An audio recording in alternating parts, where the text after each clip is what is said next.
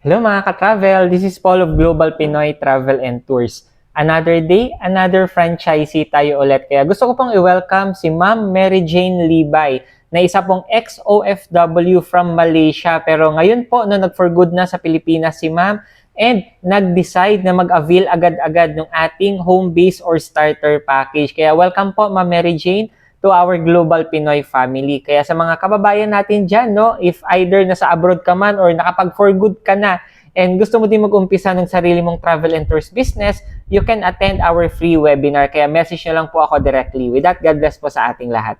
Gusto mo din bang umattend ng ating free webinar para sa travel and tours business? Message mo ako directly dito po sa aking Facebook, Messenger, or sa WhatsApp or sa mga contact numbers ko na ilalagay dito sa screen para mabigyan kita ng invitation link para sa ating free webinar for you to know more about our travel and tours business. With that, God bless po sa ating lahat.